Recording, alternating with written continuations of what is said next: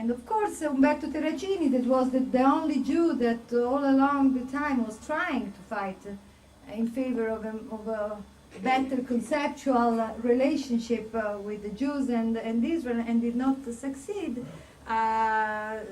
Declares still in 1967, he tried to say that the roots of socialism in resistance and in anti-fascism are valid for Italy as for the Jewish people. So there is this attempt of creating this conceptual relationship. Well, after the Sovietic turn, I won't stop on this because all of you know about the Sovietic turn in 1967. So I just try to proceed. Israel became like France in Algeria,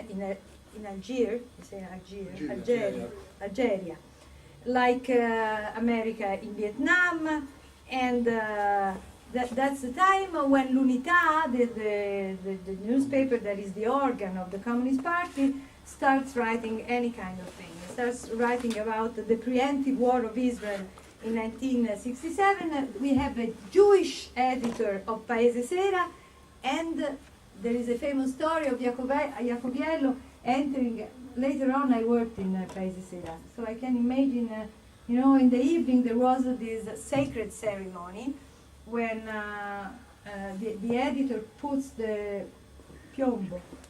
Closes the seal. Yes, inside these wooden things. I've been doing that when I was there. When I was piombo. Okay, so he was putting down a title. He was putting down a title inside this.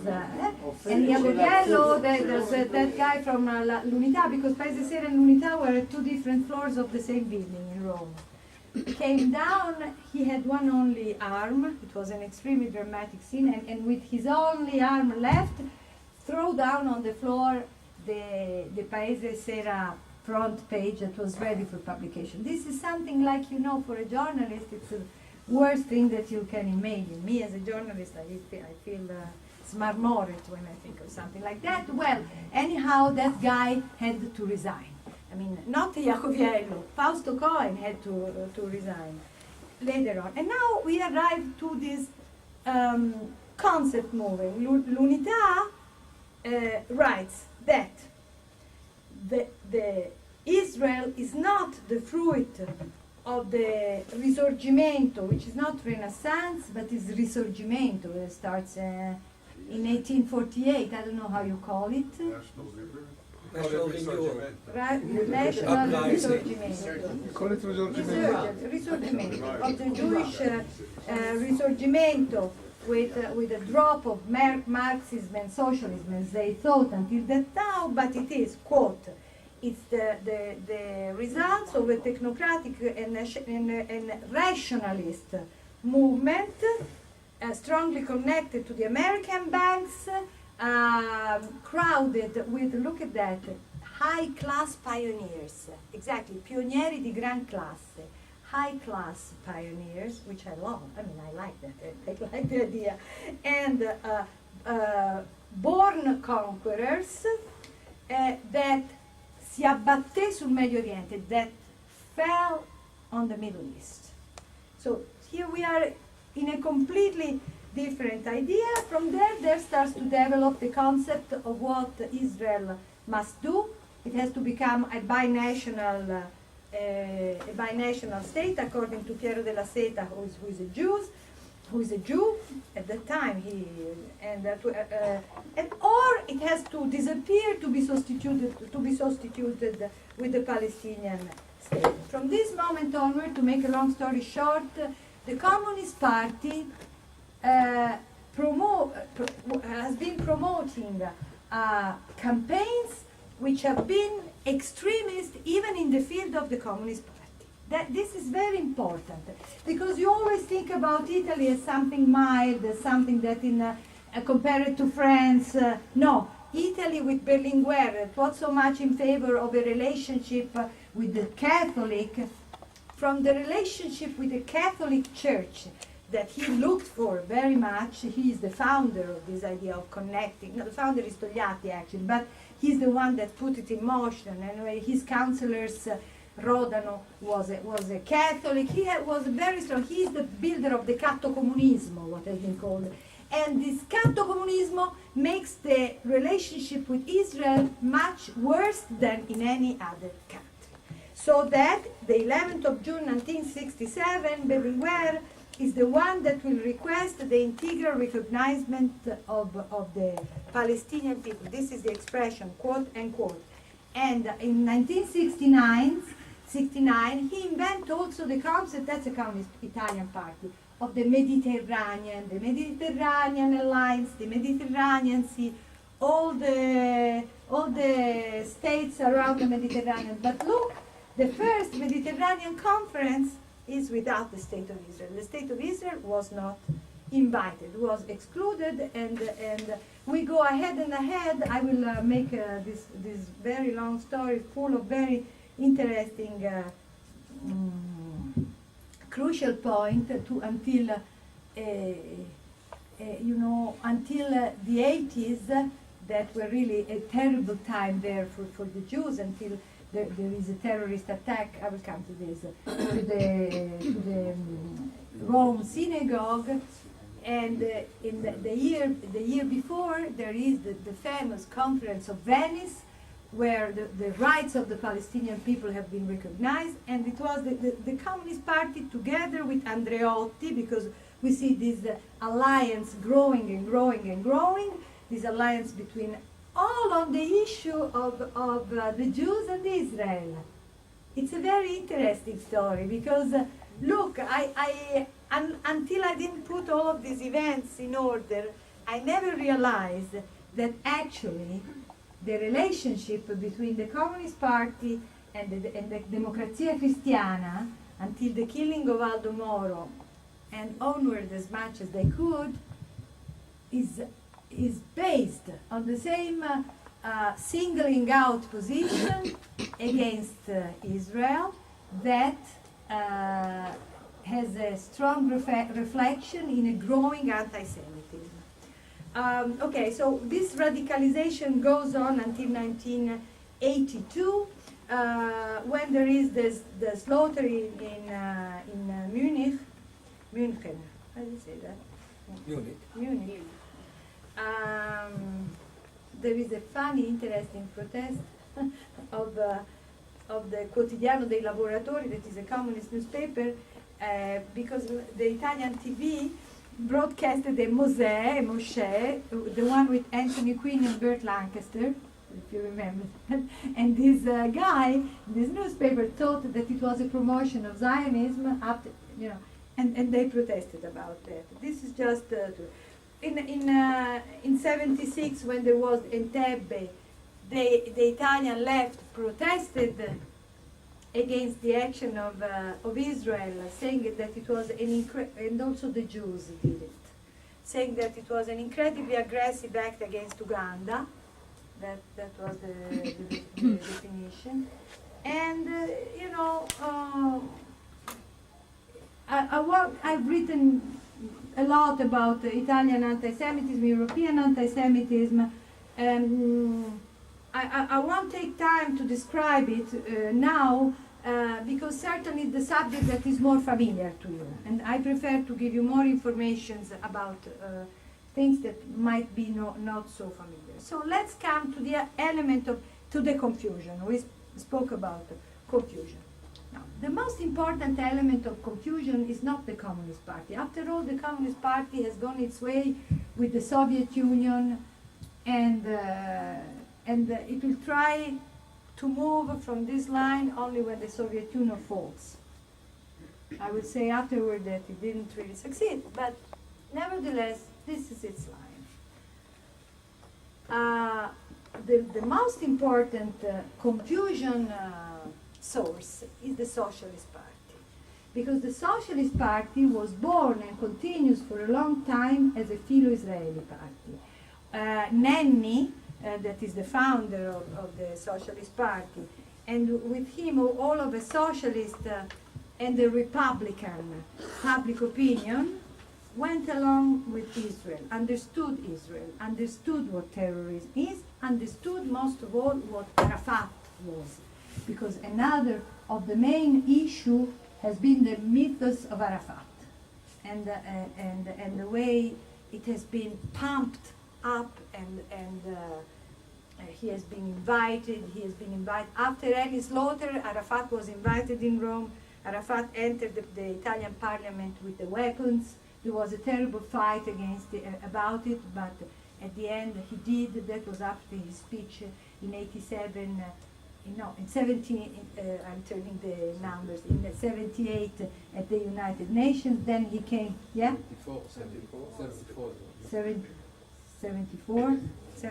So 1 year later he came to Italy, and again he was invited. Spadolini was always trying to keep him out of the door, even if at the end he didn't succeed as a foreign minister. He had to invite him. Spadolini was the secretary of the Republican Party.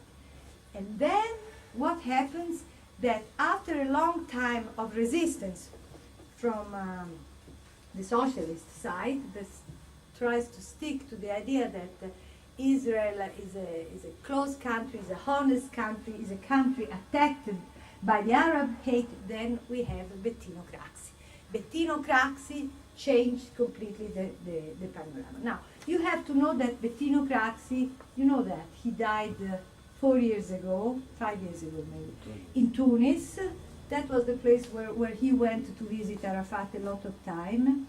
Bettinocracy is a very controversial figure. First of all, he's controversial because he was condemned, and that's the reason, because of corruption. Corruption matters. Now, I won't go deep into it. There are some doubts if it was a political action or if it was real. The situation was not clear, and I'm not going to go into it. What I can say is that Bettinocracy was the one that tried to destructure the Communist Party from inside. He disrupted the traditional political front that put together the Communist and the Socialist Party. And then he had a problem. He had a problem with the left. He had a problem with the movements on the left. He had the problem with his virginity as a defender of human rights, of civil rights. He was not believed anymore as being a left-wing man. So how did he find his way back to the left, searching for votes? He became, after many trips to Israel, after having been in a kibbutz, Consul Gal, that has been there for such a long time, I see him here, he has been a direct testimony of all of this story, and certainly Minervi also knows a lot about it. I try to make very short the story that brings us up to Sigonella. You never heard maybe about Sigonella. Sigonella, it's a follow-up of the story of the kidnapping of the Achille Lauro ship. The Achille Lauro left Genova, and after a while, a commando that was a PLO commando assaulted and kidnapped the ship. Craxi established contact with Arafat because the ship was headed to Ashdod, where they openly planned to act in the direction of a complete slaughter of the passengers, and the ship headed to Egypt. And in Egypt, the commando was the commando that kidnapped the ship, among them Abu Abbas, that later on we will find with Saddam Hussein, were put on an airplane. Do you understand the story? It's a complicated story, but the Egyptians made themselves, they guarantee that they were sending them to Romania, or to an eastern country. You know, the eastern country were always very pleased to do this kind of job for the Palestinians. And so, but the Americans did not give up so easily. 2 jet planes put themselves on the side of the airplane that was transporting the terrorists and obliged them to land in Sigonella. And Reagan asked Craxi to arrest the terrorists or said, we are going to take them anyhow. Craxi put a carabinieri group around the airplane and saved the terrorists. Put them on a plane, send them out first to an Eastern country, to an East Europe country, and then they disappeared. Abu Abbas, we find him again. We find him again with Saddam Hussein. So this is the story. This is Craxi. I don't think we need more words to explain what he was, but in the same time, you have to think that around the Socialist Party, there were also people, very important people in Italy. If I tell you the name of Pierpaolo Pasolini, you know this name? And I suppose you do. Yeah, no, you do, but I mean, nobody is obliged to know. If I tell you the name of Italo Calvino, you know this name. Well, these people, Federico Fellini, of course, you know. So I must tell you that all of these intellectuals remain faithful to the idea of the first Partito Socialista, signed documents, and there is a wonderful letter of Pierpaolo Pasolini that said, when I read L'Unità, I felt bad as when I read the worst of the bourgeois newspaper. When I'm saying that, I feel that I have to quote here the book of Maurizio Molinari, where I could find all of these quotations, because it's a wonderful book, it's still a book that is very helpful for studying this issue. It also tells that you signed that communist manifesto. Exactly. That's the only time he quotes me. I think he had many other occasions to quote me, but nevertheless we are very good friends, and I love Maurizio, and I think he loves me too. So that was another period of our lives, and we are in the same newspaper, by the way. Yeah, he writes from New York, and I write from here. So. Okay. If we go along with the years, we see the situation becoming worse and worse. So I spoke about 20 minutes, right, now? I have 10 more minutes. Okay. Do I? Yeah, sure. Do you think I have 10 more minutes?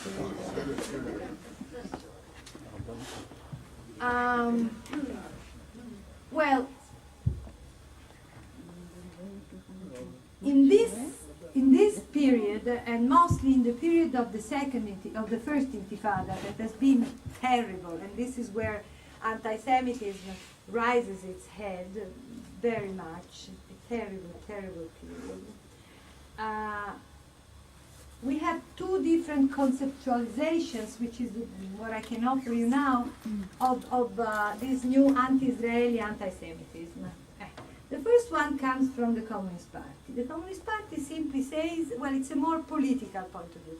The Communist Party simply says, you are oppressor, you belong to the imperialist camp, you will be defeated.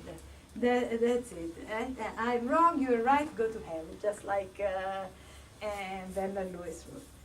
There is another camp which Craxi belongs to, but most of all belongs to the PDUP, and then to the Manifesto group, and then to all the movement that you see now taking the square against the war and the pacifist war. That's conceptualized in another way. Conceptualized as saying what just 3 days ago a member of the parliament elected by Democrazia Proletaria said. He said Israel is artificial state. Israel is an artificial state. Well, I don't have to explain to you what it means, even you know, that's a completely different kind of position. And where does it go through? It goes straight to the idea which Luciana Castellina, that has been the leader for many years of this movement, Hebrea, Gami Yehudia, expressed it many times, that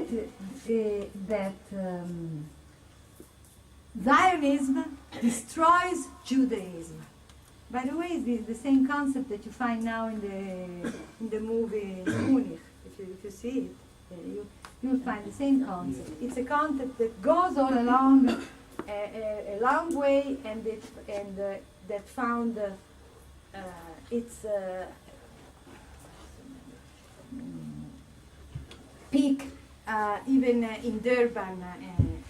I'm not going to go into it. I just want to tell you that there is this terrible period, and then to continue with then there come the war of Saddam Hussein, the first one, the war, and at the same time the fall of communism. These are two events that change the panorama, of course. What happens over there is that for a while the communist left, not the pacifist left, becomes a non-communist left, or at least abandons its most communist point of view, and started to really hope that Israel will give away as much of the territory as possible, that the peace will come, that you will have two states, a Palestinian and an Israeli one close to the other, and this story goes on and on and on and on, in the midst of a lot of confusion because of all the factors that I gave you before, but it goes on for a long while, until the failure of Camp David. Well, when the second Intifada starts, you would expect that the left, having seen that the left-wing government, as the one of Barak, tried to give away as much territory as he could, included Jerusalem, would understand that here you are in front of a complete refusal from the Palestinian side to accept any compromise with Israel. Well, the opposite happened. We have the left again starting to attack the mere existence of the state of Israel, just as it was before. And here you have a new phenomena, which is the idea that the impossibility of understanding what terrorism is worse than the leftist position against Israel, and makes them anti-Semite. I will content myself with this formula. Then, if there will be question, I will answer to the question. But what I mean is, in another word, is that the connection between anti-Semitism and denial of terrorism as an important political factor on the international arena makes the hate against Israel worse and worse. And here again we have what I would call a Craxist phenomenon. The left in Italy has become a very mild left, but on the other side you see a very extreme left that is raising. How can I find the DS, the ex-Communist Party, ask himself their votes? How can I attract their votes? Well, I can attract them on a pacifist basis.